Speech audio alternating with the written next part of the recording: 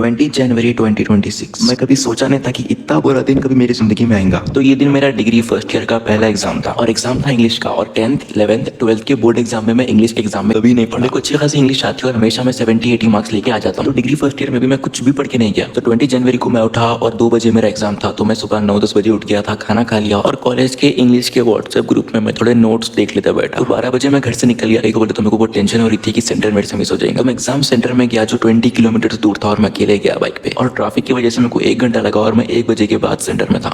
I mean centre के बाहर था और यहाँ से मेरी किस्मत के लगने वाले थे बहुत बुरे। तो 10-15 मिनट में दोस्तों से बात कर लिया, फनी हो कर लिया सेंटर के बाहर। मैं फर्स्ट ईयर फर्स्ट सेम का स्टूडेंट हूँ और मेरे को कोई भी नहीं बोले कि एग्जाम में कॉलेज का आईडी कार्ड लेके जाना है। मैं एग्जाम में सिर्फ हॉल टिकट लेके गया और हॉल टिकट इज मेन रहता ना सबसे इंपॉर्टेंट। 10th 11th 12th में मेन हॉल टिकट लेके गया मैं। तो हाफ एन आवर था और मेरे को बच्चे बोले अरे आईडी कार्ड तो बहुत इंपॉर्टेंट है, जल्दी ले लेके और नहीं तो अंदर नहीं लेते एग्जाम में। मैं बोला ऐसा कैसा नहीं लेते, मेरे पास ऑफिशियल हॉल टिकट है, ले लेते मालूम मेरे को। तो 20 मिनट थे एग्जाम में अंदर जाने के वास्ते और मैं अंदर जाके सर से एक बार पूछ लिया, सर मेरे पास ऑफिशियल हॉल टिकट है, मैं बस आईडी कार्ड लेके नहीं आया। और वो सर इतना रूडली बोले नहीं हॉल टिकट कुछ भी नहीं है, हॉल टिकट वेस्ट है, मेन तुम्हारी आईडी कार्ड होना। और ये बात ना हमारे कॉलेज वाले बोले और ना व्हाट्सएप ग्रुप पे मैसेज करे कि लेके जाओ बोल के। मैं हूँ फर्स्ट ईयर फर्स्ट सेम का बच्चा। मैं सर को बोला सर मेरा 20 किलोमीटर दूर सेंटर है, मैं जा सकता हूँ और ना किसी से मंगा सकता हूँ। तो सर बोले वो मेरी प्रॉब्लम नहीं है, तुम निकलो ऐसे। मेरी हार्ट बीट हिल गई थी। फिर मैं जल्दी मेरे एक दोस्त को कॉल करा और बोला कि जैसी भी हालत में जल्दी वहां से उठो, गाड़ी लो और मेरे घर पे जाओ। और मेरी मदर को कॉल करके बोला कि मेरा आईडी कार्ड लेके रखो, दोस्त आने वाला है। तो वो दोस्त जल्दी मेरे घर पे गया और आईडी कार्ड ले लिया। और मेरे खुद पसीने छूट गए थे, कहीं बोले तो पूरे बच्चे अंदर चले गए थे, मैं बाहर वेट कर लेते रह रहा था। टाइम बहुत कम था तो मैं मेरे दोस्त को बोला जितनी जल्दी आ सकते हैं आ जाओ, फुल स्पीड में आओ। और वो दोस्त भी बहुत स्पीड से आ रहा था और उसने मुझे बोला कि मैं बस आ गया हूँ, आधा रास्ता मैंने पार कर लिया और बहुत जल्द तुम्हारे पास आ रहा हूँ। और एग्जाम की गेट बंद होने सिर्फ 5 मिनट थे तो मैम ने देखा कि मेरा हॉल टिकट रास्ते में, तो मुझे कॉलेज के अंदर लाके ठहरा दिया और गेट कॉलेज की बंद कर दी ताकि जो बच्चे 2 बजे के बाद आ रहे हैं उन्हें बाहर रखे। और 2 बज चुके थे और अब तक मेरे दोस्त को आ जाना चाहिए था। मैंने उसे एक कॉल की, उसने नहीं उठाई। मैंने दूसरी कॉल की, उसने नहीं उठाई। मैंने तीसरी कॉल करी, उसने फिर भी नहीं उठाई। मैं उसे नॉन स्टॉप कॉल्स कर रहा था और ऐसा लग रहा था कि वो मुझे इग्नोर कर रहा है, उठा ही नहीं रहा है कॉल। मैंने और आधा घंटा वेट किया, मेरा एग्जाम का टाइम हो चुका था। मैंने 10-15 कॉल्स करी उसने और उसने नहीं उठाया। ऑलरेडी एग्जाम स्टार्ट होकर आधा घंटा हो चुका था। तो मैम ने क्या किया, मेरा हॉल टिकट वैसे भी रास्ते में है तो मुझे ऊपर भेज दिया एग्जाम लिखने के लिए। तो मैंने वहाँ नीचे नीचे बोल दिया था कि एक लड़का आएगा हॉल टिकट लेकर, उसका हॉल टिकट लेकर आप अपने पास रख लेना, मैं जाते टाइम ले लूंगा। फ्लोर पे गया, अपनी क्लास ढूंढी, अपनी सीट नंबर देख कर वहाँ बैठ गया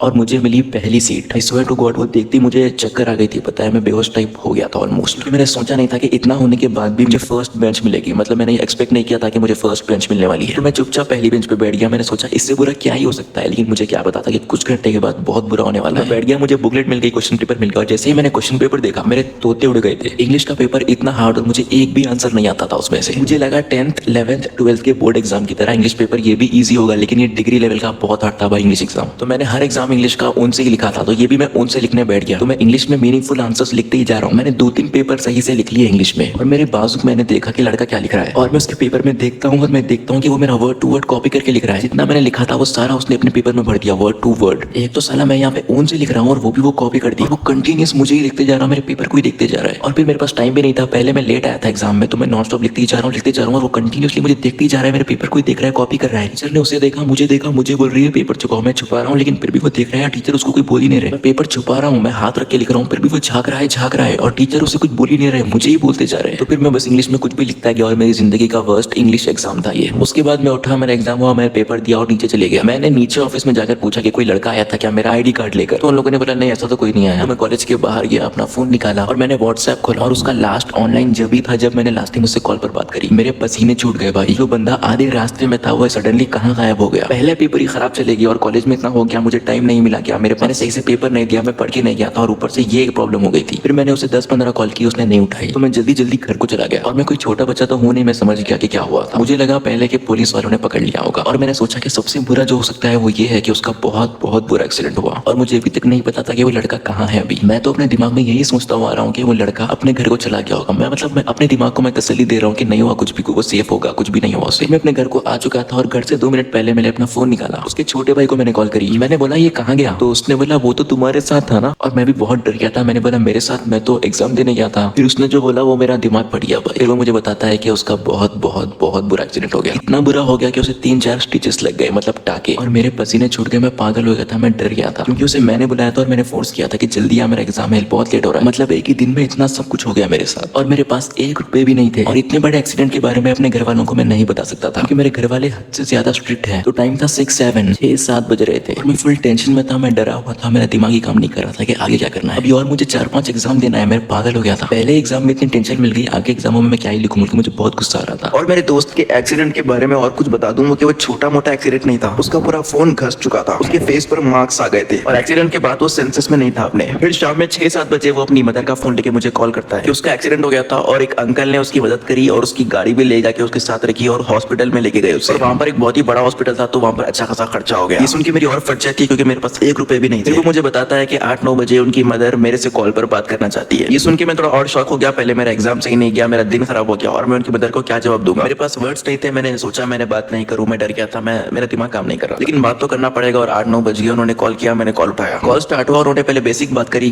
कैसे हो, ठीक हो। उसके बाद उन्होंने पूछा ये बहुत ही बड़ा एक्सीडेंट हो गया, आपको आपके घर वालों को बताना पड़ेगा। मैंने बोला मेरे घर वाले बहुत ही ज्यादा स्ट्रिक्ट है, मैं घर में बता ही नहीं सकता। उन्होंने बोला कि हॉस्पिटल में 4-5 हजार का खर्चा आ गया, वो मुझे देना पड़ेगा और मेरे पास फिलहाल 1 रुपए भी नहीं थे। तो मैंने बोला आंटी आप परेशान मत हो, ये पैसे मैं अपना फोन बेचकर आपको दे दूंगा, क्योंकि मेरे पास फोन के अलावा कुछ भी नहीं था। लेकिन फिर उन्होंने बोला फोन मत बेचो, अपना फोन बहुत ही जरूरी है, आप देखो क्या होता है, लेकिन अब परेशान मत हो अभी, बोलकर उन्होंने मुझे वो किया। फिर मैंने अपने दोस्तों को ये सुनाया और उन लोगों के पास से 4,000 रुपए का लोन लिया। और 2 दिन बाद उनकी मदर को मैं कॉल करता हूँ और मैं बोलता हूँ आंटी मैंने 4,000 रुपए जमा कर लिया, आपको मैं ऑनलाइन सेंड करूँ या कैश ला कर दूँ। तो आंटी मुझसे पूछती है कि ये पैसे कहाँ से है। मैंने बोला मैंने एडजस्ट कर लिए पैसे, लेकिन उन्होंने मुझे सामने से बोला कि टेंशन वाली बात नहीं है, अभी हम लोगों ने पेमेंट कर दिया, हो गया। फिर बाद में मेरे दोस्त से बात हुई, उसने मुझे बताया कि उसका फोन पूरा खराब हो चुका है। उसने कहा जो तूने 4,000 रुपए किसी से लिए, वो 4,000 में से 2,000 वापस कर दे और 2,000 मेरा फोन बना दे। तो मैंने 2,000 रुपए वापस कर दिए और 2,000 रुपए मेरे दोस्त के फोन बनाने में दे दिए। और वीडियो खत्म करते करते ये भी बता दूं कि घर आते टाइम मुझे 1,000 रुपए का उसी दिन चालान पड़ा था कॉलेज से आते टाइम, क्योंकि मेरा पहला दिन था उस रोड पर और मुझे पता नहीं था, मैं हेलमेट पर था फिर भी मुझे चालान पड़ा, क्योंकि वहां पर एक छोटा सा सिग्नल बना हुआ था और मैंने देखा भी नहीं। मैं घर जाते टाइम बहुत ही टेंशन में था, इसलिए शायद मैंने देखा नहीं। मैंने सोचा आप लोगों को भी ये पूरी स्टोरी टाइम सुना दूं, फ्यूचर में आपके साथ ऐसा ना हो।